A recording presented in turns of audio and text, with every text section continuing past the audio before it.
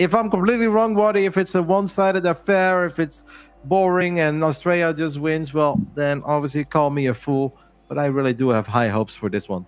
Let's get it on. Our final best of 5 of the day. In the top right side, we're looking at the main base man with the best name in esports, Max Angel, also known as Astrea.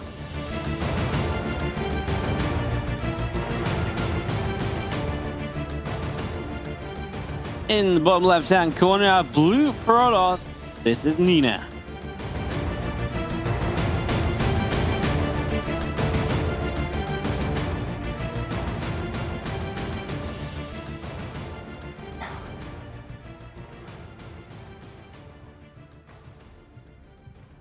We start on Oxide, which means we're going to get ourselves some low ground gateways and attempted expansions to begin with, and we'll see if these two want to start blocking each other's expansions a whole bunch and making it that typically, I mean, it's normal nowadays, right? But it does make the situation weird. It's just, if you do weird every game, it kind of becomes the new normal.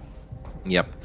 Yeah, I mean, I already told you that I started laughing at your rant once upon a time where you're just not in the mood to get excited over a pylon and a cybercruise going down. We'll keep a close eye on it, though, because players have definitely started to switch it up. Some of them, they're like, you know what? It's actually better if I don't invest in this. And my opponent, oh, the probe is stuck. The probe is stuck. Oh. Well, it wasn't actually stuck. It was just dropping out. And if you then don't click differently, it's actually going to die. But Astrea paying attention at the very last moment. You know, when I think of peak Nina, there was this tournament once upon a time, the Gold Series Invitational, that Harstem ended up winning. But Nina was, she was top 4. Yeah, she was so good in that tournament. She was top 4, but she was also winning a match point match against Harstem, where it really came down to one disruptor of Harstem that connected with like 4 or 5 disruptors of Nina. And if it wasn't for that one shot, it could have very well been Nina who ended up winning that tournament, because Harstem was convincing in the end in the final. Nina was so good at tourney, and I will always think back of, wow, that was actually, I think, Nina's best chance ever to win a big international premier event. Because he was honestly amazing, even in the group stage, where he had a very difficult group. Yeah, no, that was a really sick tournament. I remember that. I was you're right. It wasn't just like she had a good run. She looked dominant throughout that tournament, and yeah, that was a really, really fun one. Yeah, she took down Scarlet in the quarterfinals as well, I think, and it was like it wasn't just like taking down Scarlet like close use, it was a stomp. Like, it was just one-sided. Well, this is looking very promising for Nina. We've seen this earlier today, where a single adept can already mess things up. There is a probe in the main base that is going to go down. But look at this adept go. Are you a believer yet, Waddy? Because this is an absolutely amazing start, if you ask me. I don't know why we shaded there. And why did I even say anything? It was going so well. I mean, it's still a good start, but it should have been even better than that. Should have been able to get even more, which is just a testament to how good it was going. Well, we do have an Oracle coming across. Astrea's Nexus is later. He's taking damage. He needs this Oracle to show up a little bit. And to be honest, the main base only has 1 Stalker in it, so there should be a chance to get a couple of probes, and we will get 1, 2. We should be able to continue for at least a 3rd. Oh, now trying to get out, but did he stay too long? He did.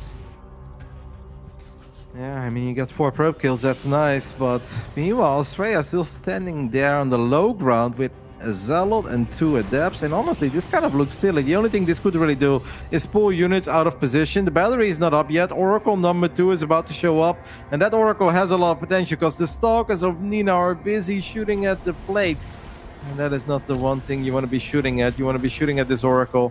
This is nice for Astrea, and absolutely what he needed to get back into this one. Yeah, if he doesn't get this sort of damage, he's obviously fallen behind by quite a lot of probes, and then over time, he's just not going to do very well. It's tough to do much, so nice to bring it back already. Work accounts even again, and Nina is fully walled there as well, so that'll be interesting further down the line. As a Dark Shrine starts up already from Astrea, so Blink on the way, Forge on the way, and now a Dark Shrine too. That's a lot of investment from Astrea right there. That's a very early Dark Shrine. Is Nina going to build a Robo? Nina is going to build a Robo. That's about as perfectly timed as a Robo could be. Man, like, I know it's annoying when you keep harping on a thing, but that first Adept, Waddy, like, it was a good Adept. Yeah. But imagine if it doesn't shade there, if it just stays between the assimilator and that one mineral patch. I actually think Nina can do game-ending damage there. And you don't get too many opportunities against someone who's as good as Astrea. So when you do have an opportunity like that, you truly want to capitalize on it. And now it was like, all right, but then the oracles were all right too. And it's like, okay, we've got a game, which is a bit of a missed opportunity because this could have been very well 1-0 in favor of Nina. Absolutely, that would have been a heck of a way to start as well. Talk about, building your confidence and giving you a bit of momentum to work with. As you see, the couple stalkers there chasing down the adepts. Just not going to get them as they shade away, so Astrea will keep both of those alive and can maybe use them to strike a little bit further down the line as well. Nina's getting a lot of gateways, and I have the feeling if Nina just stays on 2 bases, Astrea's investment of the Dark Shrine is not really going to work out. Will Nina gun down one of her gateways or not? I have the feeling the answer is no. She's just going to queue up a prism, blink to the other side of the wall. She's going to be bulletproof against DTs if she doesn't open her door. And her army is going to be quite a bit bigger than the army of Astrea, who invested in those oracles, in a third nexus, in a Dark Shrine, in a forge, and none of that is really going to make the difference. Yep. Absolutely, absolutely. We do have our stalkers just going to push through. Those adepts are still running away, by the way. They are just running here, there, and everywhere, keeping themselves alive. As you have them all the way back home now. That third base up and running. I really believe that this is a push that can work. Like, you look at the numbers, Astrea doesn't have too many things going for himself. Down 8 stalkers, I mean, an overcharge is good, but I think that Nina almost has the numbers to just YOLO blink. Don't lose the prism, of course. Nina cannot afford to lose the prism. There is a stasis that goes down. I don't know if Nina saw that stasis. I'm afraid she didn't. Oh, so close to walking into it, right? Just a step away, basically. Still not going to commit fully into it, as now this DT is going to run at the front and is going to end up going up a ramp and realizing this is a full wall off still, and will just start to slowly pick away at this gateway. Yeah, there is an observer at home. Nina, there is another stasis trap there. I saw it. Nicely spotted. This is actually working out for Nina, because I have the feeling that Nina now knows Astrea invested in Dark Templars that are not going to help out there. There's another stasis there. This time Nina does blink forward. Stalker numbers still heavily in favor of the play that many consider to be the underdog. Forward blink on top of those batteries, I almost feel. Why the hell wouldn't he just kill those batteries? Yep, get rid of those, and then you can't really hold this base. You know which one's the super battery. Get rid of it now. I mean, I guess you don't need to if you're fighting on the right-hand side where there isn't a battery. But there is one stalker that's taking a lot more shots than it maybe needed to, and Astrea has been able to claw his way back a little bit at least. The army supplies are closer than they were, but now he blinks forward. I mean, the advantage is still into Nina in terms of numbers, and Astrea just can't quite get his zealots through to the front line to help out either. With probes already dropping, I mean, Astrea can afford to lose a few of those. Just needs to somehow catch up in army supply, another stasis ward maybe to help out. Just needs anything and everything he can get to try and hold this off. Here we go once again with those probes still in the front, and now an immortal showing up. That could be a big deal as another well-spotted stasis. Nina blinking that one stalker in to get it caught and keeping the rest of them safe. The immortal just about gets back. He wants to join the fight again against a couple of zealots, though. I don't like that. Should have gone home, maybe gone up the ramp and just come back with some shields. Yeah, there was no battery to run back to, though. Yeah. Astrea is going to try to warp in one more DT, but there is still not one but two observers. A couple of zealots are not going to make the difference. I'd love to see Nina chrono boost her gateways a little bit because he had a lot of money. Nina is actually expanding now behind all of this because the Dark Templar sliced up a gateway. It is important that Nina gets a little more, though, than what she got so far. Maybe Astrea is stabilizing. Because Nina's getting a couple of extra units. He's activated the barrier. Are we going to blink forward? Are we going to...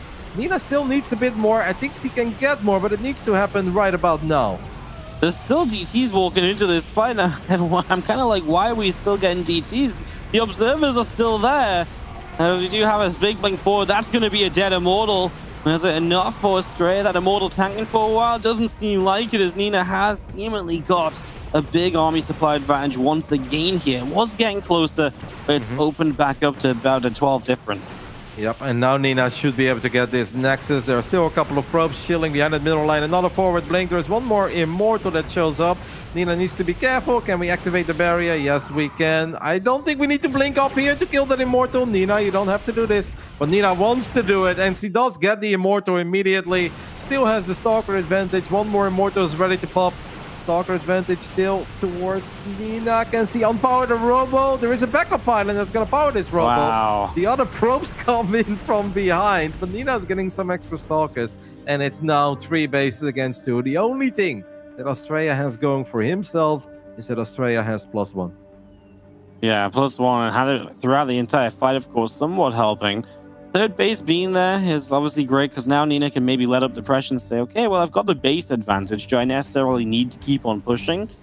And I don't think you necessarily do. I think a while ago you did need to find more, but you've definitely found it now. I mean, charges on the way up from Nina as well, and that's only going to help tenfold in the next fight if you can bring some charge lots in. Something that Astrea at this point is going to find difficult to invest into because he has just got to focus on building units and not dying and re-expanding too. 2 observers. 1 observer still on the top side of the map for Nina, so it could give her the heads up when Astrea is trying to go up to 3 bases again. What is Astrea doing with his Robo? He's actually going to queue up a Prism. It seems like Astrea feels he is too far behind to expand now and just sit back. So now Astrea wants to make something happen, but a couple of his Stalkers are still very bruised and beat up from the previous fight. Nina's going to have charge as well, getting her own Dark Shrine. I don't think this attack is going to get it done for Astrea, but maybe with some very sexy micro and a lot of value out of that 1 Immortal. Yeah, it has to be just really, really good micro. DT into the natural, but there's a cannon. Love it. Great investment. DT gets a couple kills and well paid attention to by Astrea. But he kind of just wanted to send that in, it be a distraction, and then just focus on this fight, I imagine. Is, oh, Nina is going to get a hit on the Immortal. Barrier's already popped, though. Now a Stasis Ward coming up from quite far away as a couple Stalkers still trying to find that DT. Yeah, there's 1 Dark Templar is being very annoying. And recall being used, DT will survive. Nina does have charge now. And lovely forward blink again to activate that 1 Stasis Trap. Nina's about to get her own Dark Shrine. Almost lose her Observer, but not quite. Astrea is going up to 3 bases again. Nina feels her army is strong enough to fight, but that doesn't mean you have to go through that choke point. And force fields are good. Astrea is investing in Shadow Strike. Wait, okay, that was the 1 Stalker, I guess, that unthrows from the Stasis Trap. I feel like Nina's army is absolutely good enough to A-move, but I can also understand being very concerned about these force fields. These are DTs walking across the map from Nina, though, and they're gonna... DTs run past DTs and they don't know about it. They're gonna end up on that 3rd base, and that could be a really good way to deal some damage. I mean, that might just be what forced it. I mean, Astrea's already back home, I guess, at this point. We're going to Stasis Ward behind. Astrea's really pulling out all the stops to deal some damage here, but here come the DTs, and he's going to have to pull probes from this freshly finished 3rd base. And now he's just going to Archon and recall home just for safety, and it gets home. Nice. Very well done by Nina, who's now going to get a couple of extra Archons herself at home. 2 more, or, well, Nina's got 6 Dark Templars. Might even just keep it in. He doesn't have Shadow Strike. So A-moving with 6 DT seems a bit much, and that's why we're going to morph them into Archons. Obviously, all these Archons are really going to help to break the force fields. And Astrea knows that he's going to have a very, very hard time keeping these Zealots at bay. There are more DTs running into the natural of Nina. Archons a little bit far in the back. Nina, you're blocking your own Archons. Oh no, finally the force fields will go down. But that overcharged battery is putting in work. And are we witnessing another magical comeback off the back of battery overcharge? I can't believe it. DTs in the natural of Nina are slicing up all the workers. That battery was so big. The force fields were excellent. Nina still has quite a few Zealots here, but it's now or never after all the probes he's losing at home. Yeah, needs to do some damage once again. Archons are still around, just about a bit of life left on them. A few Stormers blinking in from Nina trying to help out. 0 observers. Astrea has a DT here that's just slicing up the units of Nina. Nina does no longer have detection on this side of the map, and that means that she cannot continue pushing. And she still needs to worry about the Dark Templars in her natural. The Oracle still going strong too. What a hold, what a comeback by Astrea. But that was a bit of a blunder on Nina's side as well. Yeah, absolutely. Nina played a beautiful game. It was really well thought out. It was a good plan, and just kind of fallen at the final hurdle. Just needed to execute an attack while dealing with these DTs, and it all fell apart. The attack was... It was messy, right? Like you said, the Archons weren't there to, break their force fields right away. Then the Zealots were actually stuck behind as well. And DT got to, get involved too. It was just a bit of a nightmare across the board for Nina in the end. And now it looks like we're going to get Astrea, who's in a very strong position, up in workers, up in army, still up that +1 upgrade that was there from the very first fight.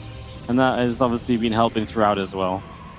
This game has been all over the place, but I do believe that we are witnessing the closing moments, because this army of Astrea is a little bit too big, too powerful to go down. It's not going to get stopped by a couple of stalkers. Nina did so many things right. Unfortunately, she wasn't able to close it out. GG gets called. Astrea gets the 1-0 on the board.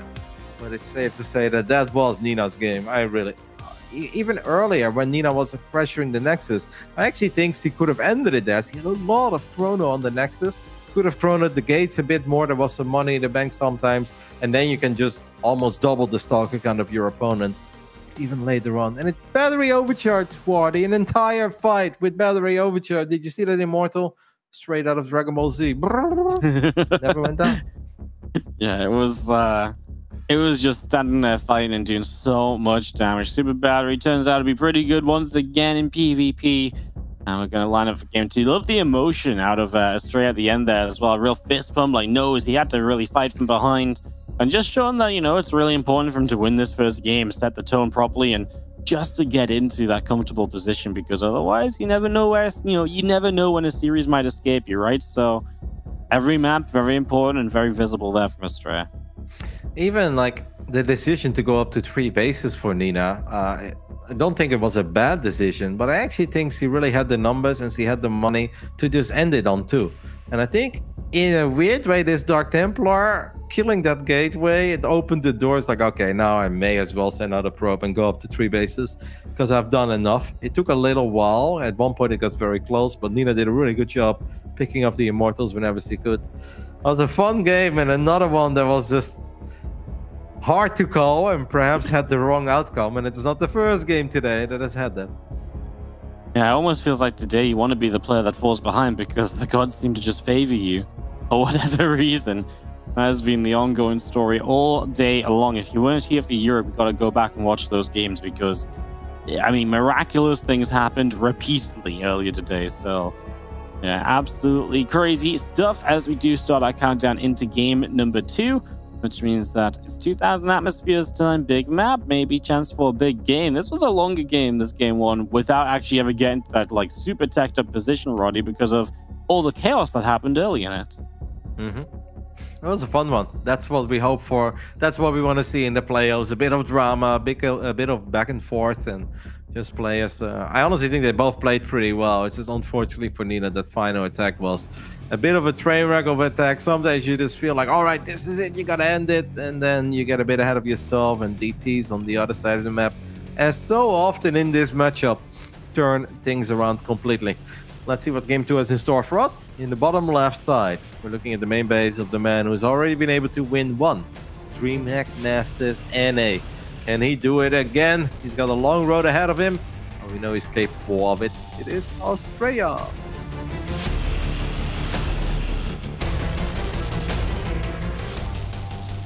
And in the top right-hand corner of the map, we have got Nina.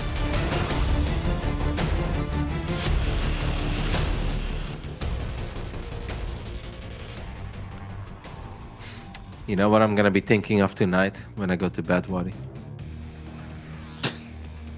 Miraculous comebacks? I don't know.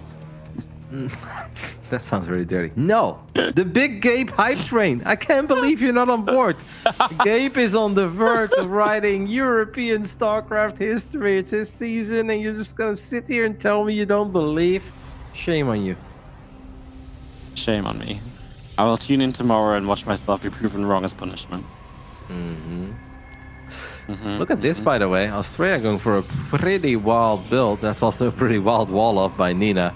But I'm done analyzing wall-offs. People just wall-off in different ways, and some of them look really good, some of them look standard, some of them look really weird. Astrea, however, going for the 1 gate fast expand.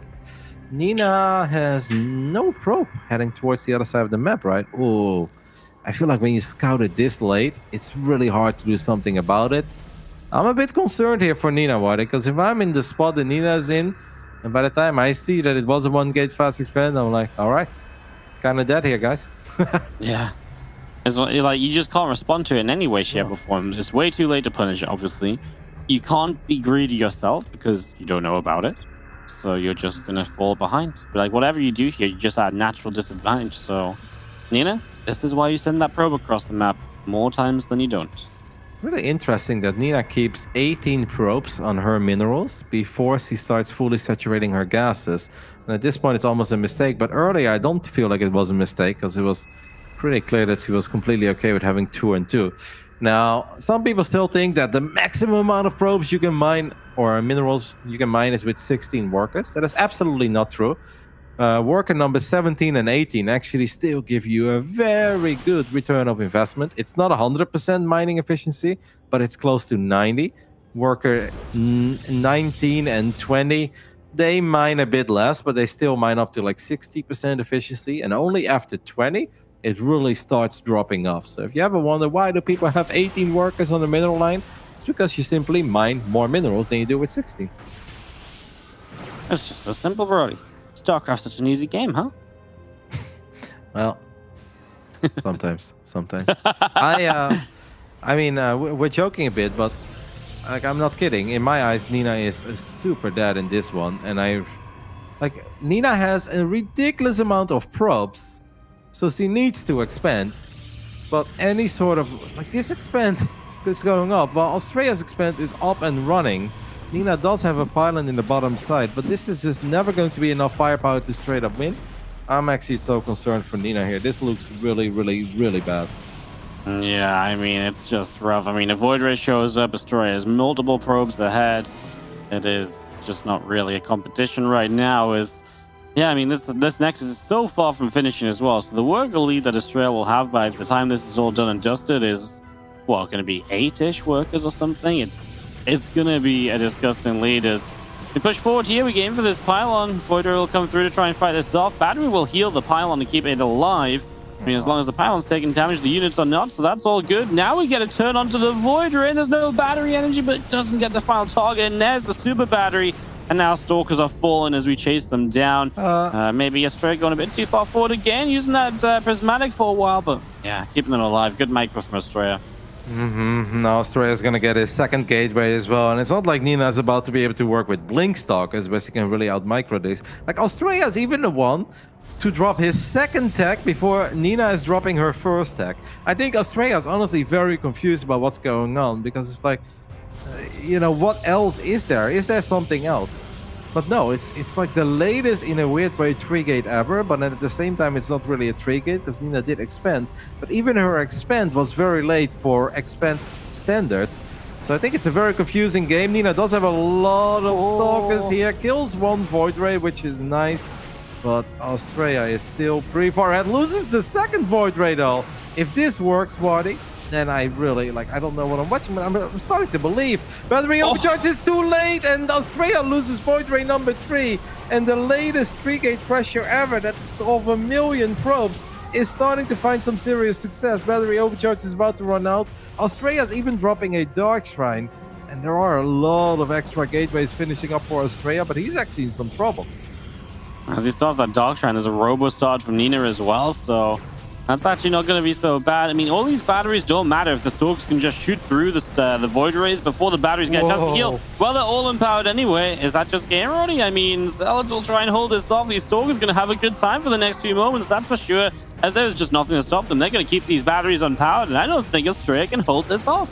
Nina is very close to actually seeing this Dark Shrine. With a couple of slow Zealots, Astrea is not going to hold it off, but with extra Stalkers and 2 Void Rays, anything is possible. Nothing is game today. That's what I've learned, Wade, but it's definitely looking a whole lot more promising than it did 2 minutes ago. As Nina now gets up to the main base, he's going to unpower another gate. Dark Shrine is very close to finishing up. There is an Observer on the way. That Void Ray is going to live. Probes and a Void Ray are pretty good against Stalkers. I don't know what's happening, but Nina is probably going to have to recall some Stalkers because you don't want to lose all your Stalkers. No, you do not, and does get 4-5 out of there, so evacuating a few. Astrea comes out of this down 10 workers, down a lot of army supply. Has DTs to maybe do something with? I mean, there is some potential there, but there is, of course, one Observer out, and it is just that at the front as well, so Nina just not going to let anything happen with DTs, really. I truly cannot put in words how weird this game has been. And I think that Astrea was just so damn confused about what was happening which is why Nina's attack eventually started to find way more success. Because the funny thing is, if Nina would have just straight up 3-gated the way that you normally see a 3-gate, Astrea would have been way more ready, would have been way more careful with his Void Rays. But I think Astrea read this as like, okay, Nina's just expanding and this is just some pressure. And she wants me to overreact. So I'm actually going to go out with the Voids, but that explodes the Voids and the Void Ray went down.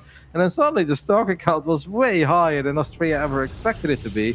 And for some bizarre reason, Astrea started warping in Zealots.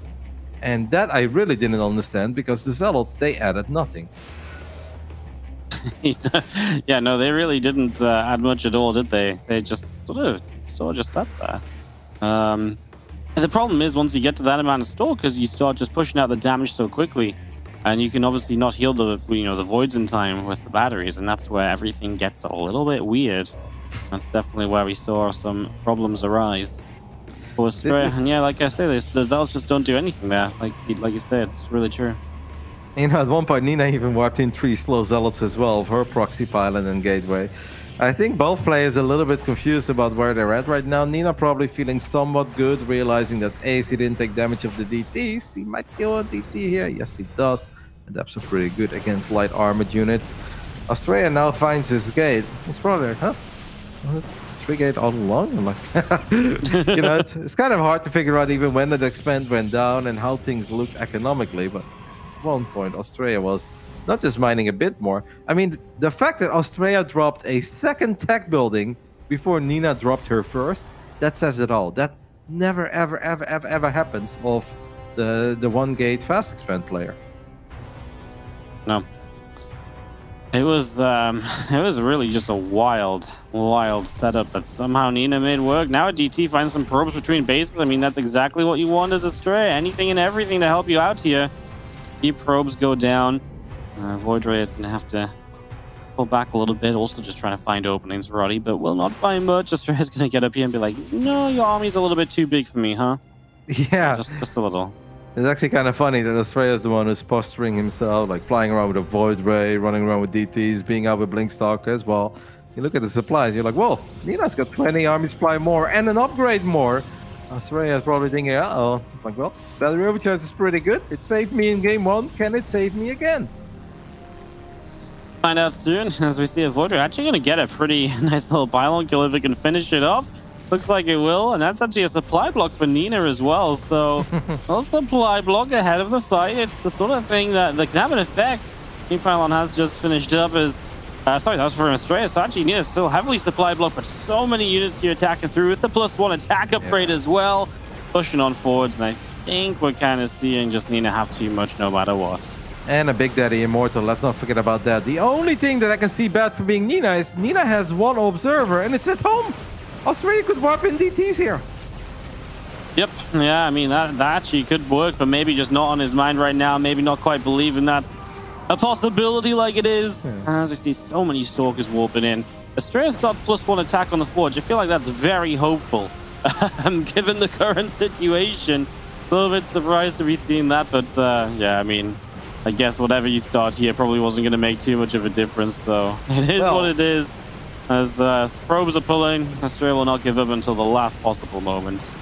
DTs really would have made a difference, though. No! Yeah. After losing all the units, Astrea warps in the DT and is like, could this work? Well, like, yeah, a while ago, when you still had all the other Stalkers, it absolutely could have worked. Now it is a little bit too late, so Nina does got her well-deserved point on the board. This could have very well been a 2-0 lead for Nina. On the other end, I also think that Astrea should have always won this game with the 2 build orders going up against each other. Nina, her expand being so late at 336 Nexus, and the 3rd gateway went up at 356. So it was kind of like, I'm going to expand, but I'm also going to pressure. But Nina was in a position where just pressuring a little bit was never going to be good enough. It needed to truly snowball. And eventually that happened because Astrea just went out a bit too far with the Void Rays. A pretty bizarre game 2 here.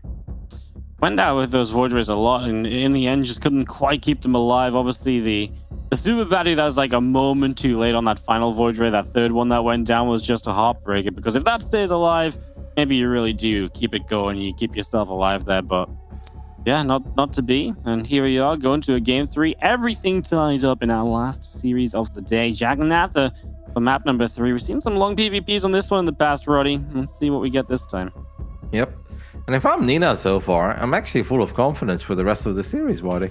Like, you win a game that you probably, I don't want to say have no business winning, but build order-wise, it was problematic. And by the time that Nina actually saw what she went up against, like you said, it's almost supposed to be too late to really do something about it. You can be annoying, you can poke, but the TLDR is that the fast expand player should always be ahead, and not a little bit, but like a 7 or 8 worker advantage is a very big deal in high-level PvP. And you think back of that first game that Nina pretty much had all but wrapped up if it wasn't for that final fight being a bit clumsy or being maybe just a bit more decisive earlier on and just going for the kill. It really could have been a 2-0 for Nina at this point, and that would have been a shocking upset. Yeah, that would have been really crazy. That's one we would have talked about a lot, and that would have been a difficult road for Astrea to climb. And that's why Astrea was so pumped after that first game, right? He's like, well, I clearly can lose this series. Every game is going to count a lot. Nina bringing it back, 1-1. And the hype continues as we dive on into Jagannath. The countdown has begun, just a few short moments. And the good old StarCraft continues as we wrap up what has been 5 mirror matchups and a TVZ today. Man, well, so many mirrors. That was quite a TVZ as well. that was a bit of a TVZ, wasn't it? Usually I look forward a lot to the TVZs. This time I was a bit like, it was an interesting experience. Something very, very different from what I was expecting, actually. Memorable for some ways, but we are back into our final mirror match of the day. It's been quite a series so far. Just the unpredictable games are continuing. In the bottom left side of Jagannatha, we're looking at the main base of our Storm Gaming representative. It is Nina.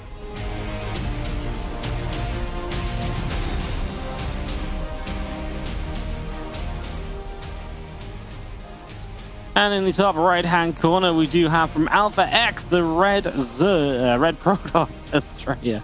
It's been a long day, man. My brain's not having it. And it's also not been a day where it's like you just lean back in your chair and you commentate a little bit. No, not at all.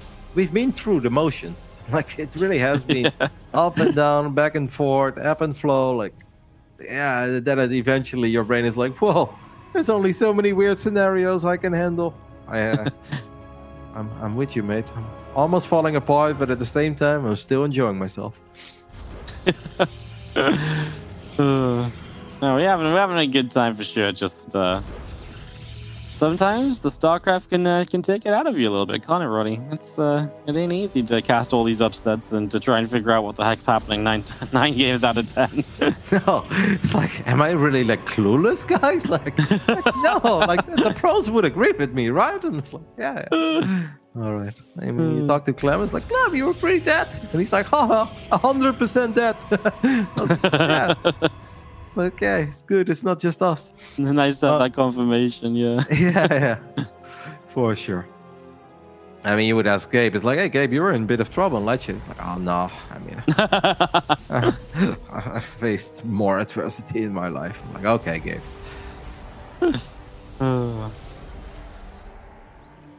Well, this time, Roddy, we get 2 gates each. And we're going to have a little bit more of a, what we call a standard PvP, I suppose.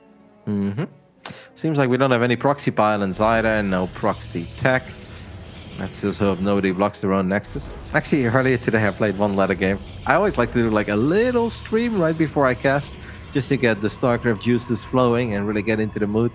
And I was playing a game on Jagannath, I'm talking to my chat, and basically 30 seconds from now, my opponent just left. I'm like, huh? Take a look at the replay and I see one Stalker and a Probe attacking his own pylon on the low ground. I'm like, oh, it's okay, mate. We've all been there.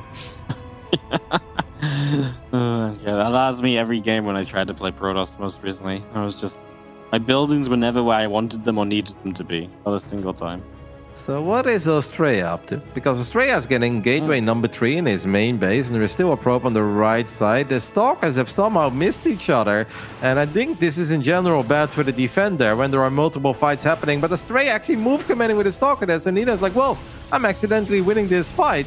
Yeah, well, it was supposed to be bad for that the defender, but apparently I'm wrong again. Nina is going to recover his focus, happy with the little victory that she got, and realizes that her expand is quite a bit quicker. Now Astrea is going to drop a pylon here. These builds, Waddy, are so weird. Yeah, I do agree with what you're saying though, right? Because in theory, if Astrea is going to end up like really being the aggressor and he gets to kill that pylon, that's amazing because he stopped a battery coming down on the low ground, so that helps you out massively. Obviously, it doesn't quite play out like that, but nothing plays out the way it's meant to today. So, you know, all part of the new normal. And your Stork is warping in as Astrea is going to get ready to put on the pressure here. We'll see what he can do. He hasn't got an expand behind it, but obviously a little bit later, so it would be nice for him to get some damage to make up for that. Let's find out. Nice force field from Nina. It's a Stalker for a Stalker, though. That's not quite what you're looking for. Astrea still has one little happy Stalker in the back. Look at this Stalker. He's so eager to participate. He's like, I can drop force fields too. But where are we going to drop it? On the ramp, apparently. This is turning into a nice little attack for Astrea. And the force fields initially were just not good enough. You cannot drop 2 force fields, but then trade out a Stalker for a Stalker. Yeah. Nina does have her own gateways finishing up, so she could potentially stabilize here, especially with a bit of help of the probes. But Astrea's micro is spot on so far. Yeah, I really thought those 2 force fields were great. They trapped a Stalker, but then the way she still fought it was like, oh, you still, like you say, you lose a Stalker still, and that's obviously not meant to happen. As Astrea now gets stuck on the ramp a little bit, though. We'll have to dive further in and just keep on trading. Now he's going to find his way outbound, but now he's like, oh, another Stalker kill. And again, a Stalker for a Stalker, and he is going to have another few Stalkers warping in his reinforcements right now, and here they are. And he is actually really starting to outnumber Nina here. 2 Stalkers and a Sentry against 5 Stalkers. Nice force field this time around for sure. Cuts 1 Stalker off, and the others just can't get up to this high ground. And Astrea is like, if things are too good to be true, they normally are, because I did not expect to do this much damage, and that means my opponent's probably going for DTs. So I'm going to get a Robo at home immediately. At this point, he may start believing that there are no Dark Templars on the way. It's like, well, you're warping in a lot of sentries, and you already had sentries. Astrea warped in another bubbly boy himself. The target fire is all over the place, a bit at the Nexus, a bit at the units. But this is still going to favor Astrea, especially if he just starts warping in more units. That was a very brave sentry of Nina that did get the kill on that Stalker. Now Nina actually has slightly more units here. But no matter how this turns out, it's never going to be a great scenario for Nina. Because Nina doesn't have tech, Nina doesn't have the same economy as Astrea have. Yeah, as we move on through, the Stalker's going to get us... Oh, Sentry gets high ground at least. Yeah, Astrea is up 15 workers back at home, and that is obviously just damage you don't really recover from unless you've got a major plan. Well, your plan's not going to be a counterattack. You don't have any tech in play. You have a Twilight Council that hasn't done anything. So, yeah, probably not going anywhere, unfortunately, for Nina. Which is, well, like we say, unfortunate, but Astrea just a little bit too good on this one. Still pushing, still looking for this Nexus. If you can get that, I mean, game's even more over than it already is.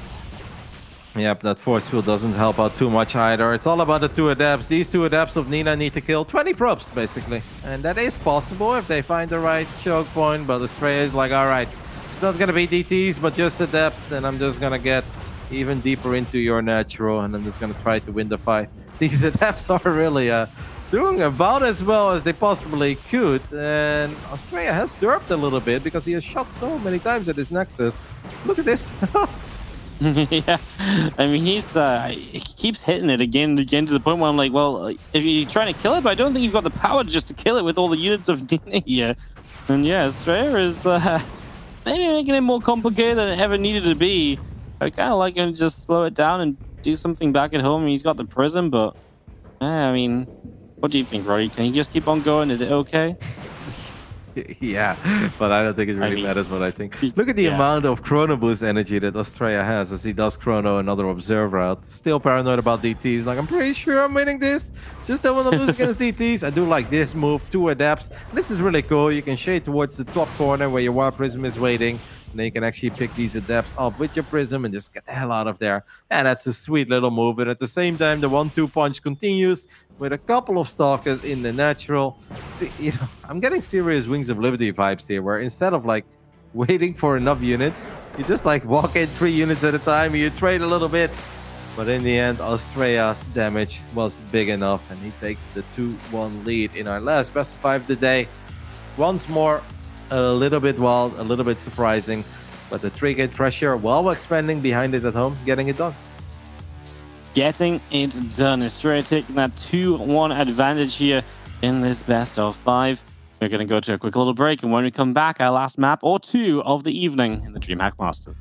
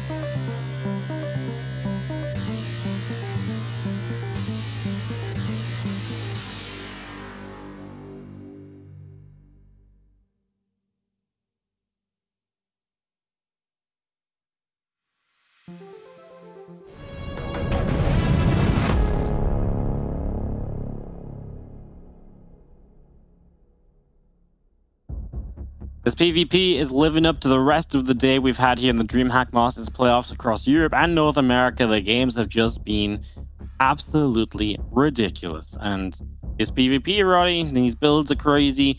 Stuff's happening that's not meant to happen. Players are winning games they're not meant to. It's just all the fun stuff that we've had all day long. It was a firing up Blackburn for map number 4.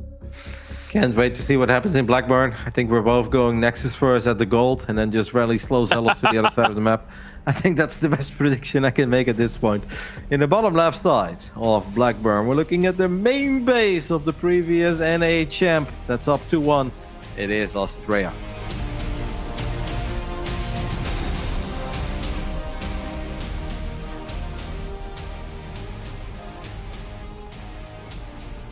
And in the other corner, we've got the blue Protoss player, Nina.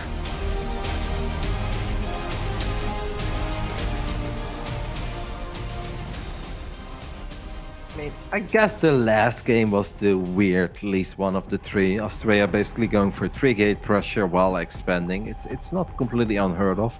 I'm just used to the timings being a bit different, and I think both players are. But sometimes by going for a certain strategy, but just switching up the timings a little bit, it actually has more chance of succeeding because it's more likely your opponent misreads it. So I guess the last game wasn't too cray-cray, but I do think it could have been a very different outcome if Nina, her first force fields were just a little bit better. Absolutely. Is this time around, we're going to see typical Blackburn setups. Similar to Oxide, of course, where you've got this ramp up into the natural, so why the heck not wall off and typically attempt an early expansion, and then both players sometimes like to try and block that, and we have that back and forth happening, and all of that fun. So that's where we stand for the moment here in game number 4. I've got a hard-hitting question for you, Wadi. Are you ready? Probably not, but hit me with it anyway.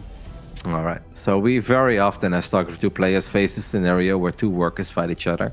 Sometimes it's obvious if your worker is winning the fight or not, but sometimes it's almost impossible to tell. Are you the kind of guy that keeps fighting to figure it out, or are you going to disengage if you're not sure? Oh, no, I always keep fighting because I'm the better player, man. Why wouldn't my worker win? I always keep fighting too, whether or not I know that I'm actually the one shooting first. Or if like you disengage, but then you turn around and you have absolutely no idea who's going to get the first hit off. Yeah.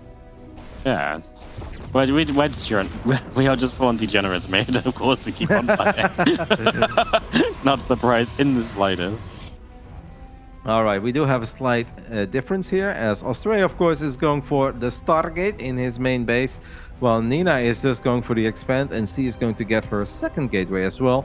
This is something we saw Mana do, and Mana definitely threw Showtime for a little bit of... No, not Showtime, excuse me, Drogo, for a bit of a loop. Drogo said he was really confused, like not exactly sure what's going on. Am I being pressured? Am I being attacked? It's going to be an all-in. It is really hard to read these situations. Like, it's supposed to be better for the Stargate player, but you don't exactly always know what you're facing, as Nina does get the better of this little skirmish, and that means Nina, her Adept, is going to make it into the main base. The Oracle is only halfway done. Adept won't commit. Will not commit. Yeah, I'm just going to see our Adept up here is going to be maybe able to snag a probe kill, and the Oracle pops and says, no, you will not, and you'll not get out of there either, so that's the end of that probe story. Another funny moment where if that first Adept would have actually just gone all the way in, that Oracle only being halfway done, definitely some potential. Low HP Adept or not, who really gives a damn? That Adept could absolutely kill a couple of workers. Instead, we have this Oracle from Astrea eventually cleaning it up and flying to the other side of the map, but not finding any damage. Nina's going to drop that pylon behind the gold-based mineral line, so just getting that set up already, and maybe some potential aggression from there as they are just on 2 gates, and maybe just a couple of wall pins to pressure, or maybe something we'll see coming through into play a little bit later on as well. We're still waiting to see Nina's first tech structure of the game. Roddy, there it is, a Twilight Council finally placed down. I think that pylon is just for some random adapts, or it's for a gateway much later on. But right now, Nina can't really be aggressive, because if she goes on the aggressive, she's going to lose all her workers. And even if she doesn't lose all her workers, these Stalkers can't even leave anyway. They don't have Blink yet, so how are they supposed to ever get through the wall? It is, I gotta say, looking quite alright for Astrea at this point. But maybe Nina were her 2 very random adapts. The 2 random adapts, they are the most powerful adapts. Let's see if they can find what Nina's looking for. Yep, gonna make their move onwards. Let's see what they can do. As yeah, the random ones definitely are the most powerful. I mean, it feels like anything random in these games works pretty well as the 2 Adept shade in, but 2 Stalkers are chasing them down. Good nice wall pylon as well with that build. Really well handled. A couple of probes are gonna die. Maybe another 1 or 2 here as well. The Oracle show up to help minimize this. Okay, it wasn't so bad. Even an Adept getting out alive. Yep, still pretty decent for sure.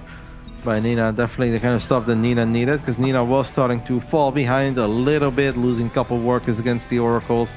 Astrea, the one with the slightly quicker blink as well. It's kind of bizarre that Astrea has quicker blink, while Nina's the one who didn't even go for a Stargate in the first place. Yeah, it's definitely bit of surprise.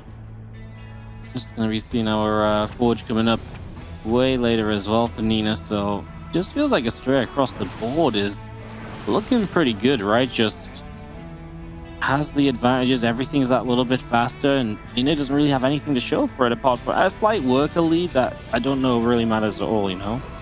Yeah, that's only because of these two adepts. But you're right, as long as we're only working with 2 middle lines, that is not going to make a big difference.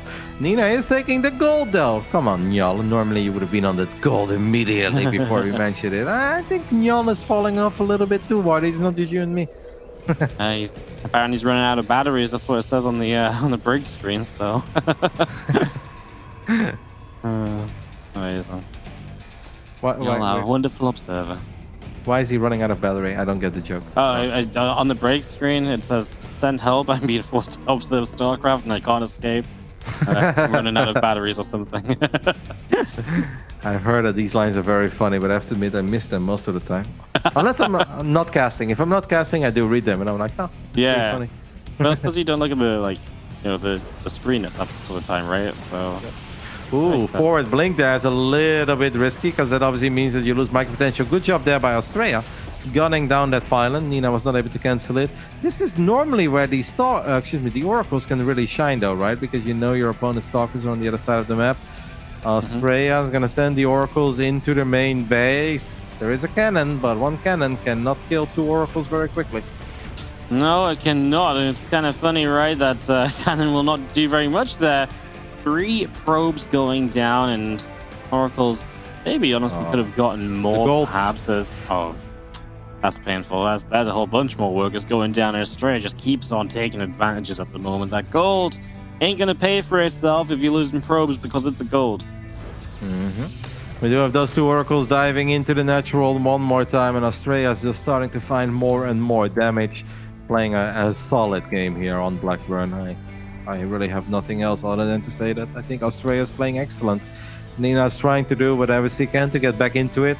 I just felt the build orders really favored Astrea. It worked out better. The double gate wall off did just not quite work out for Nina. No, it didn't really achieve very much at all, did it? Yeah, no, it's rough. I mean, Astrea's just coming across the fight. He knows this is a gold, right? So he knows Nina has to fight here, even if she's disadvantaged. Otherwise, she loses a gold. Lose the gold, you're in a bit of a troublesome spot. So Astrea trying to take advantage of that, trying to skirmish around, and so far working wonders. Does lose an oracle as they go diving in for some more damage, but I feel like that's not his biggest problem in the world right now. Is again these probes just under fire and just cannot keep themselves up and running. It almost felt that oracle exposing itself there allowed the stalkers to just get a few more probe kills. The zealots are a little bit clumsy here, guys. If I'm Astrea, I'd just be happy with the amount of economic damage I just dealt. And if you do really want to fight, well, then go elsewhere. But Astrea's like, no, I don't really want to fight. Ooh, Nina, 2 of her stalkers are on the other side. The zealots are like, finally, our time to shine. Another zealot is surrounded by Astrea's own units. All right, this is an NA fight if I've ever seen an NA fight, but it is still in favor of Astrea. Yep, Astrea this, Astrea that, Astrea just having all the leads.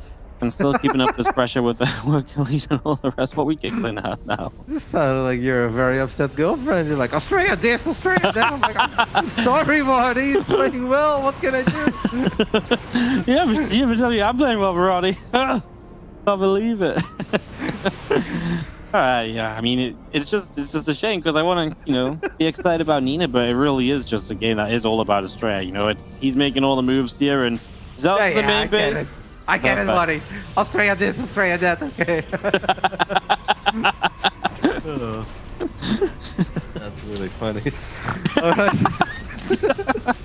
A couple of zealots could potentially take down this forge, and Astrea just keeps on getting little victories. Nina does have a battery here. Overcharge is going to keep the forge alive. The beam is invisible, but I guarantee you guys it's healing up. Astrea is so rich, though. He's warping in more zealots. Zealots definitely derp here. Look at that one adept. It's going to hold on the fort forever. Oh! And now we're going to see a recall in as well. So we're going to bring some stalkers, and all the zealots are like, wait, we didn't sign up for this. Get us out of here.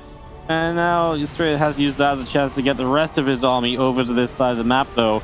And they're just going to blink up into the natural expansion. All these stalkers coming through, and this is a natural in a heck of a lot of trouble. Yep, and a couple of zealots are going to collapse on the gold base too. That's really sweet play by Astrea, pulling Nina out of position, opening the door for these zealots to find some damage too. I gotta say, Nina's doing a really good job with just a couple of stalkers. And zealots are derping hard. Astrea is going to try to get out of there with most of his units, loses 1 or 2. but did find the economic damage that he was looking for. And he is just getting further and further ahead, while even going double Robo and the robotics Robo Bay. I think it's a bit unnecessary. I think he could just keep doing what he's currently doing. But you know what, Wadi? If he wants to win with Disruptors, we'll let it have him. We'll let him have it. You know what? Astrea can do as he wishes to win this game. I'm okay with whatever he picks. So we just jump on up into the main. GG's and GL. Nina is just not having any of it. And Astrea is going to take it 3-1 and